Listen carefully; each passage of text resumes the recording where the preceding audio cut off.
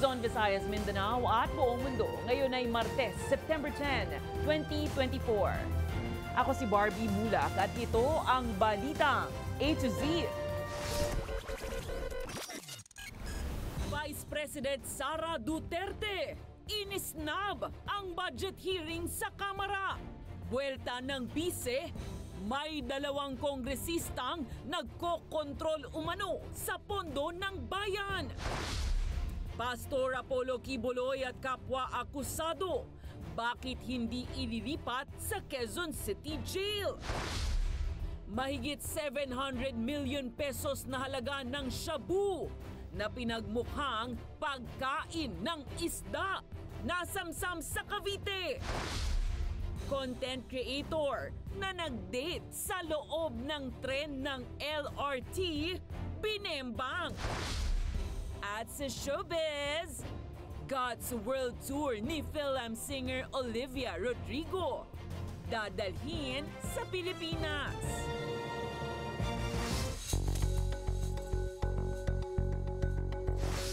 Magandang gabi, pambungad sa ating newscast. No-show si Vice President Sara Duterte sa kanyang budget deliberation sa Kamara, kaya't nadiskaril na naman ang pag-aproba sa pondo ng kanyang tanggapan. Ayon naman sa mga kongresista, insulto ang ginagawang pangiisnab ni VP Sara, pero may hirit ang bise. Alamin yan sa Balitang A to Z ni Kim Salinas. Dahil hindi na sinipot ni Vice President Sara Duterte ang kanyang budget deliberation sa Kamara, ang mga kaalyado niya ang pilit nagtanggol sa kanya. Ani ni Congressman Rodante Marcoleta, ipasa na ang budget ng Office of the Vice President at huwag nang idaan sa tanungan bilang courtesy sa bise. I'm now introducing the motion, Madam Chair. I second, Madam Chair. To terminate the consideration of the budget of the Vice President, Madam Chair, on the basis of the long and time-honored tradition, Madam Chair. In order for us to respect a tradition. Hirit ni Marcoleta noong 2022 at 2023, lusot agad ang budget ng OBP, pero bakit ngayon napakahigpit ng pagbusisi rito? Just to confirm, COMSEC, no one from the Office of the Vice President attended. Yes, Madam Chair, that's true. Nagkaroon ng pansamantalang suspensyon ng deliberasyon bago na uwi sa bangayan sa pagitan ng mga kritiko at kaalyado ni VP Sara. Nagsagutan sina Representative Caraps Paduano at Representative Marcoleta. At tila naging referee pa si Representative Janet Garin na tinakbo pa ni Representative Zia Alonto Adjong para pumagitna. Sa huli, natalo ang mga kaalyado ni VP Sara at itinuloy ang pagbusisi sa budget ng OBP. Kinastigo ni Representative Franz Castro ang aniyay pambuboykot ni VP Sara sa Kamara. Talagang bratinela to the max, no? Na ayaw nang matanong, no, umiiwas sa mga tanong. Sa pahayag ni Duterte na inilabas ng kanyang tanggapan, wala aniyang saysay ang budget hearing dahil minamanipula naman umano ng dalawang tao ang pondo. Ang budget ng Pilipinas ay hawak lang ng dalawang tao. Hawak lang siya ni Congressman Zaldico at ni Congressman Martin Romualdez. Yan ang katotohanan. Isiniwalat ni VP Sara noong 2023, pinalobo ng Kongreso ang budget para sa classroom upang makontrol, di umano ni na Romualdez at co ang dagdag na pondo. Hindi ko na kailangan ng corroborative witness dito dahil makikita niyo yon sa papel. Makikita ng taong bayan yon sa papel. NEP, 5 billion, lumabas ang budget approved, 15 billion. Itinanggi naman ito ni House Appropriations Committee Chair Elizalde Co. Sa halip, muling ibinato ni Co ang akusasyon sa umano'y panlulustay ni VP Sara sa OBP budget. Pangbubudol na naman po yan.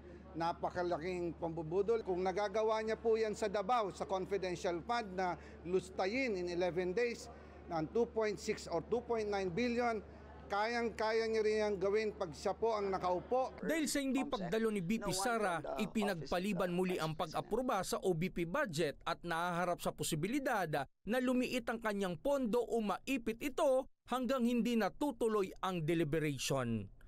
Para sa Balitang A to Z, Kim Salinas. Nagprotesta ang grupong bayan ngayong hapon sa harap ng Kongreso para hilingin na tapyasan ng budget ang Office of the Vice President para sa taong 2025. Ayon kay Bayan Secretary General Mong Palatino, dapat bawasan ang pondo ng OVP na aabot sa humigit 2 bilyong piso kung hindi naman ito makapagbibigay ng maayos na paliwanag sa budget deliberations sa Kamara. Nagalit din ang grupo nang malaman na hindi dumalo si Vice President Sara Duterte sa ikalawang pagdinig ng kanyang budget ngayong Martes.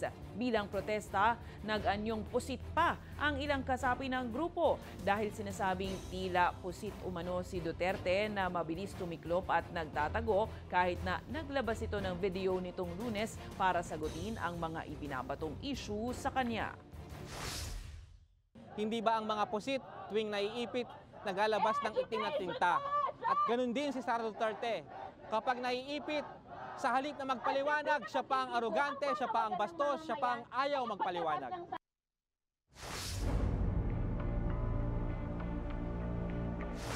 Nanindigan ang pambansang pulisya na sa custodial facility pa rin nito mananatili si Pastor Apollo Kibuloy at 4 na kapwa-akusado sa kabilayan ng court order na ilipat sila sa Quezon City Jail. Samantala, dumipensa rin ng PNP sa paglalabas nito ng may blur na kopya ng mugshots ng self-proclaimed Son of God.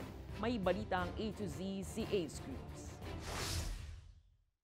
Sa PNP Custodial Facility pa rin mananatili si Pastor Apollo Kibuloy at 4 na kapwa niya akusado. Ito'y sa kabila ng transfer order ng Quezon City Regional Trial Court na ilipat sina Kibuloy at Crescente Canada sa Quezon City Jail at ang 3 babaeng akusado sa QC Female Dormitory. Paliwanag ng PNP, bagamat naharap sa kasong sexual ang 5 akusado sa QC-RTC, sa Pasig Court naman ay naharap sila sa reklamong human trafficking na walang piyansa. Meron din pong inilabas na order po ang RTC Pasig directing the PNP to retain the custody po nito pong mga nasabing individual dahil yung kaso po nila sa Pasig po ay non-bailable po. Pinaplansya na ng CIDG ang ilang dokumento para mapanatili ang kustudiyan ng 5 sa PNP, habang inaayos din ang schedule ng kanilang arraignment sa Pasig RTC at sa QC-RTC na kapwa nakaschedule sa Biyernes, September 13.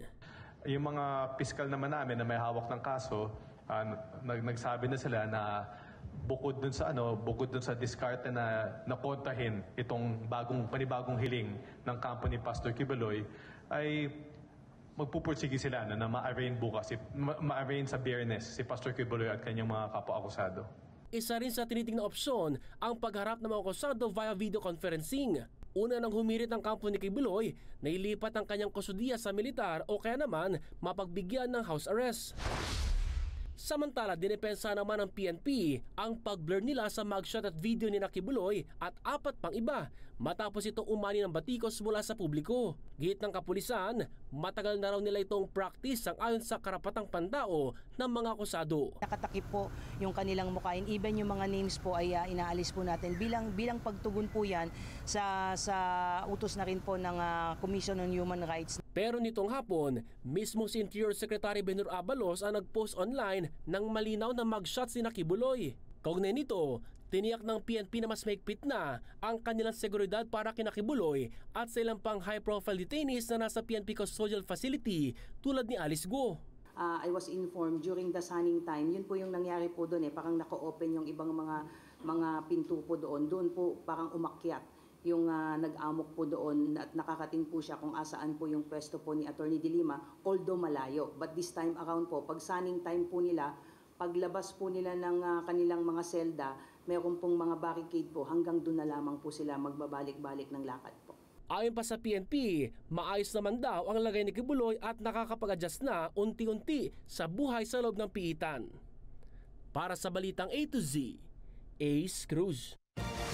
Muling iginiit ni Attorney Stephen David, ang abogado ng tinanggal na Bamban-Tarlac Mayor Alice Go, ang panawagan para sa isang executive session sa Senado, kaugnay ng umano'y koneksyon ni Go sa Pugos. Una nang tinanggihan ng Senado na payagan ang kanilang hiling. Pero ani David, mas magiging komportable raw si Go sa isang executive session kung hindi ilalabas ang pagdinig sa publiko at tanging mga senador lang ang kanyang makakausap. Sa paraan daw na ito, mas makapagbibigay ng detalye si Go patungkol sa kanyang pagkakakilanlan, mga banta sa buhay at maging sa detalye ng kanyang pagtakas. Paliwanag pa ni David, mas ligtas si Go sa kustodiya ng PNP dahil sa kanilang kakayahang protektahan ang mga VIP na nakakulong. She only wants an executive session, di ba? What do you have to lose if you accede to her request, and then you will have anything you want, and you can use that in aid of legislation. Why is it that they refuse to that request? Unless they have other reasons why they do not want a secret committee.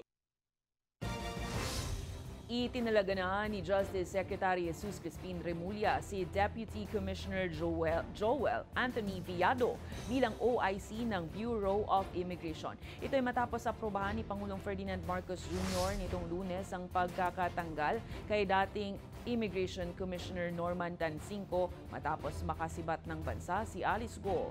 Tinawag naman ni Justice Undersecretary Nicholas Felix T. na natural course of events ang pagkakatalaga kay Villado bilang officer in charge. Anya, natural lang ito kapag may bakante sa gobyerno, lalo na kung pinuno ang apektado. May linabas ng Department Order si Secretary at nag-appoint siya ng OIC. Ang OIC ay si Deputy Commissioner Joel Villado. OIC naman, that's natural course of events.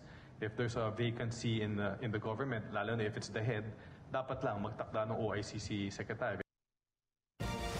Kasunod ng nangyaring pagtakas sa bansa ni Alice Go gamit ang barko o yate at maliit na bangka, planong baguhin ng Philippine Coast Guard ang kanilang circular, partikular na sa pre-departure inspection ng mga pribadong boats. Isinusulong ng PCG na isama sa i-inspeksyonin ng mga non-common carriers tulad ng yate dahil hindi ito kasama sa kasalukuyang panuntunan kaya't kailangan na raw itong baguhin. Inaasahan tatapusin ng rebisyon ngayong Oktubre habang makikipag-ugnayan naman ang PCG sa Marina para mas mabigyan ng mahigpit na regulasyon. In our existing memorandum circular on pre-departure inspection, vessels which are non-common carrier are not included in the PDI. And that is the reason why we are now revising the circular, Your Honor, so the Coast Guard will have a role in the enforcement in this kind of vessels.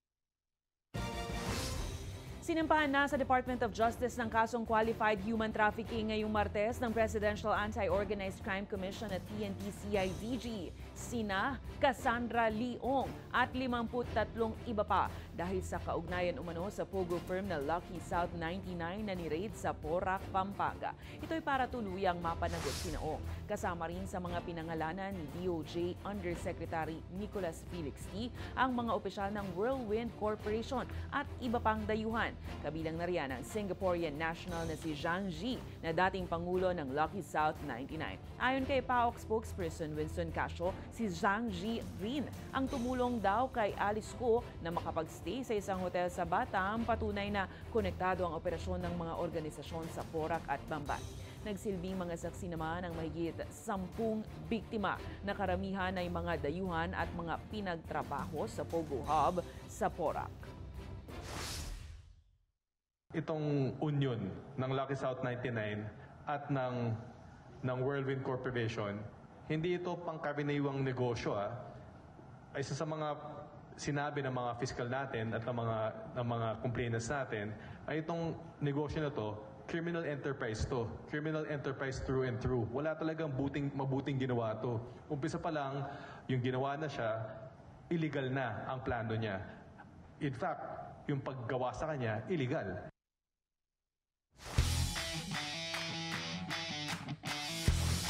Mahigit isang buwan matapos umalis si Tom St. Fitz sa Ascalts, pinangalanan na ng Philippine Football Federation ang bagong head coach ng men's national football team.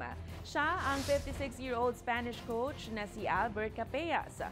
Pinalitan ni Capea si Tom St. Fit na nagbitiw noong Agosto bago ang kampanya ng Pilipinas sa 2024 Merdeka Cup.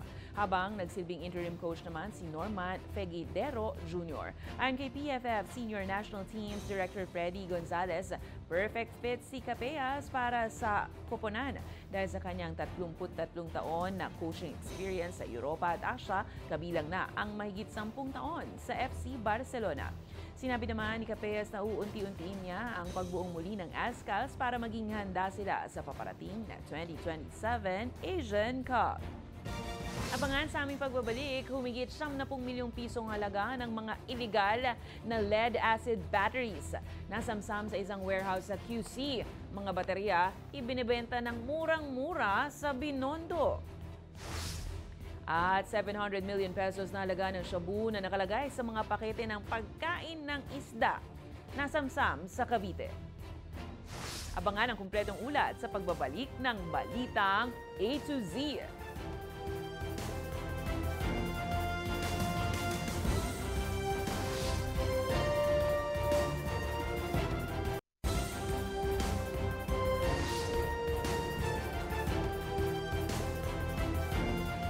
Ng mga otoridad ang humigit 70 milyong pisong halaga ng mga illegal na lead-acid batteries sa isang warehouse sa Quezon City. Ibinebenta ang mga hindi sertipikadong baterya sa isang car parts accessory store sa Binondo, Maynila sa halagang 2,000 piso. May balitang A to Z si Ian Maghanoy. Sinalakay ng Task Force Kalasag ng Department of Trade and Industry at ng National Bureau of Investigation ang isang warehouse sa Barangay Manresa, Quezon City na tambakan ng mga illegal na baterya. Nadiskubre dito ang mahigit 20,000 lead-acid truck batteries mula sa 7 brand at dahil walang mga sticker, posibleng delikado ang mga ito sa mga consumer. Tinatayang aabot sa humigit kumulang 74 na milyong piso ang halaga ng mga nasamsam. Nagkaroon po tayo ng test buy sa kanilang opisina sa Binondo at dito sa bodega nila. And then sa pagtulungan na nga sa DTI, Fair Trade Enforcement Bureau, nalaman natin na wala itong kaukulang registration, walang PS stickers and ICC markings. Ibinebenta ang mga baterya sa isang car parts accessory store sa Binondo, Maynila sa halagang 2,000 piso kada piraso. Physical store ang nabilihan natin at yun ang scheme nila, doon tatanggapin yung bayad sa store nila sa Binondo and yung pagtanggap mo ng battery ay dito sa bodega nila. Isa ito sa itinuturing na pinakamalaking huli ng task force sa kanilang operasyon. Kapag lagpak po ito doon sa laboratorio kasi may chemical analysis pong gagawin, substandard, hindi lang uncertified kundi substandard pong itong mga ito at agad po nating sisirain. Mga ka-A to Z, dito nga tayo ngayon sa isang warehouse sa Quezon City na sinasabing tambakan ng mga hindi lisensyado at mga substandard na baterya para sa mga truck. Ayon sa mga otoridad, patuloy ang investigasyon kung saan nanggaling ang mga ito. Pero kabilang sa mga posibilidad ay ito ay isang kontrabando. Sa ngayon, selyado na ng DTI ang mga bateryang kinumpiska. Humaharap po sa investigasyon, binigyan ng 48 hours upang magpaliwanag ito pong may-ari ng warehouse o kanyang kinatawan kung bakit may hawak-hawak siyang mga ganitong goods. Kung hindi po satisfactory or hindi maganda ang kanyang paliwanag, tutuluyan po siya ng kaso, formal charge. Naglabas na rin ng closure order ang Quezon City LGU para sa warehouse, habang posible ring mahatulan ng 2 taong pagkakakulong ang may-ari kung mapatunayang nilabag nila ang Product Standards Law at Consumer Act. Samantala, tumanggi naman ang tindahan sa Binondo na magbigay ng pahayag habang agad ding isinara ng mga empleyado ang tindahan. Para sa Balitang A to Z, Ian Maghanoy. Umabot sa higit 700 million pesos na halaga ng shabu na nakalagay sa mga pakete ng pagkain ng isda ang nasamsam ng mga tauhan ng PNP Drug Enforcement Group nitong Lunes ng gabi sa isang exclusive subdivision sa Cavite. Itinuturing itong big haul o pinakamalaking huli ng Drug Enforcement Group sa kanilang operasyon ngayong taon. Si Ace Cruz may balitang A to Z. Bloke-bloke ng sabong tumambad sa mga tauhan ng PNP Drug Enforcement Group nang salakayin ang isang bahay sa exclusive subdivision sa Imus, Cavite Lunes ng gabi. 2 naresto sa bypass operation, habang aabot naman sa 110 kilo ng shabu na may street value na 748 million pesos ang nakumpiska na siyang pinakamalaking nasabat ng grupo ngayong taon.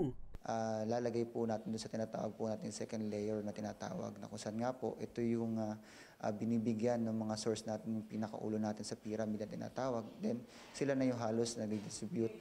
Para mapusilit, ang mga shabu'y pinagmukhang mga pagkain ng isda. Seemingly gold piece feeds. Unlike yung other confiscation ng illegal drugs na contained in a tea bag, plastic bag ito. Umabot sa 1 buwan ang pagmamadman ng mga pulisya sa nirentahang bahay ng mga sospek. Kaya't hindi sinasantabi ang posibilidad na may mas malaki pang nasa likod ng mga ito. Tuloy pa rin naman ang ating investigasyon para malaman natin talaga yung appropriate charges para dun sa mismong may-ari ng bahay. Sa kaparehong operasyon ng PNP DEG, sa kalapit na barangay, may nasamsam silang 4 na kilo ng shabu na may street value naman na 27 million pesos habang nahuli nila ang isang lalaki dito. Ayon sa pulisya, mismong barangay officials na kasama nila sa operasyon, wala umunong ideya na iniimbakan na pala ang ilang bahay ng iligal na droga. Kaya't payo ng mga otoridad sa publiko, active participation ng ating community na kung saan nga po talaga itong mga impormasyon na maaari po nalang maibigay po para sa amin ay talaga naman ding malaking tulong para po maisakote po namin yung ganitong mga pagkakataon. Para sa Balitang A to Z, Ace Cruz.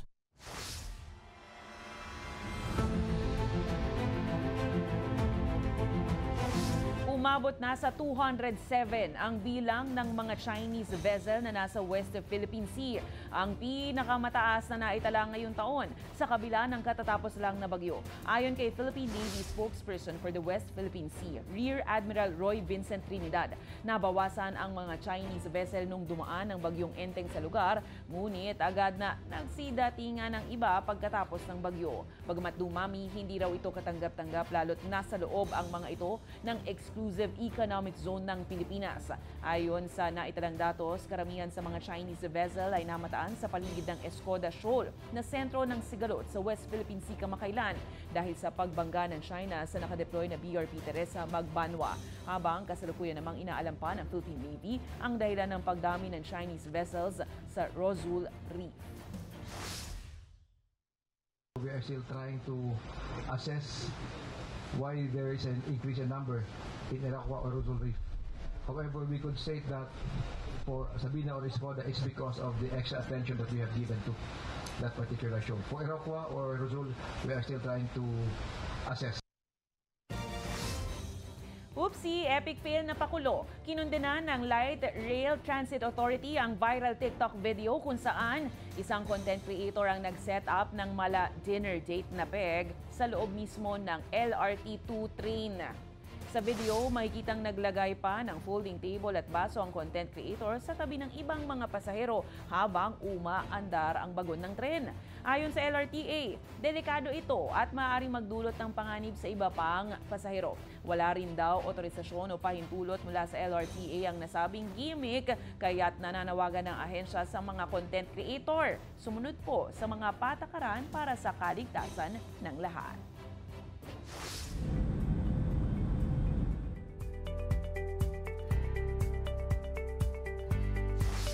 Inanunsyo ni Catherine, Princess of Wales o mas kilala bilang Kate Middleton ang pagtatapos ng kanyang chemotherapy sessions nitong Lunes. Sa isang emosyonal na video na inilabas ni Kate sa kanyang social media, inamin niya na hindi madali ang kanyang cancer diagnosis para sa kanilang pamilya.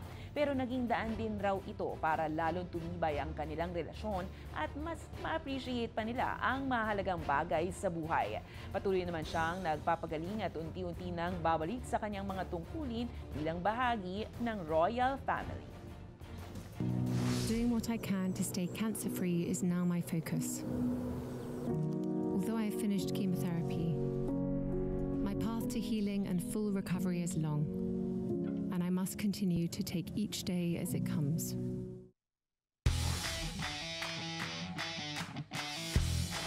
Hindi na makakalaro sa Japan national team si Jaja Santiago kahit na isa na siyang Japanese citizen. Ito ay dahil sa batas ng International Volleyball Federation ayon sa head ng Philippine National Volleyball Federation na si Tatsuzara. Anya, hindi na maaaring baguhin ang nasyonalidad ng isang player na nakapaglaro na para sa kanyang unang bansa. Sa kabila nito, pwedeng bumalik at maglaro si Santiago para sa Pilipinas dahil ito ang una niyang national team. Matatandaang naging Japanese citizen si Santiago matapos ang kanyang kasal kay Japanese coach Taka Minowa noong August 2022. Susunod, Filipino-American singer-songwriter Olivia Rodrigo bibisita sa Pilipinas para sa kanyang God's World Tour. Magkano kaya ang ticket? Manatiling nakatutok, kayo ay nanonood ng Balitang A to Z.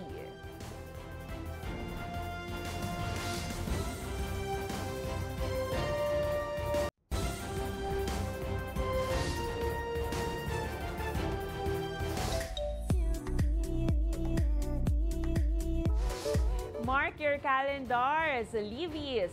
Bibisita dito sa Pilipinas ang Filipino-American singer-songwriter na si Olivia Rodrigo para yan sa kanyang God's World Tour sa Philippine Arena sa October 5. Ayon sa Live Nation Philippines, isang espesyal na Silver Star show ang magaganap sa Philippine Arena at ang ticket, 1,500 pesos lang.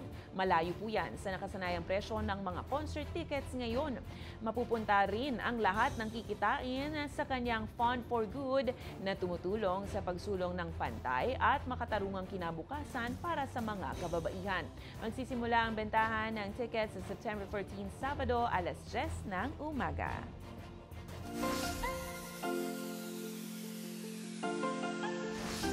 Sa unang tingin, tila inaabang ang resulta ng exam kung nakapasa ba o hindi ang eksena na ito. Pero may kakaibang twist pala sa dulo. Ano kaya yan? Sabay-sabay nating panoorin.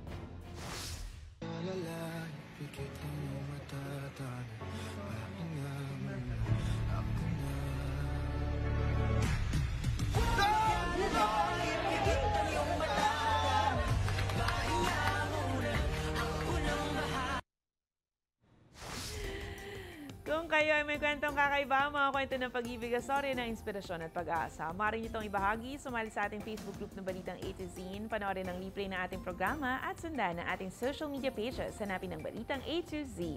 Ang ating pabaong quote of the night ay mula sa dating American professional football player quarterback ng New York Jets na si Joe Namath. Ayon sa kanya, para maging leader, kailangan mong gawin lahat para sumunod sa iyo ang mga tao. Habang walang gustong sumunod sa isang taong hindi alam kung saan siya patungo. At yan ang mga balita at impormasyon, mga kwentong may dalang inspirasyon na tinutukan ng Balitang A to Z. Ako si Barbie Mulak, maging maalam, makialam. Magandang gabi sa'yo, Pilipinas!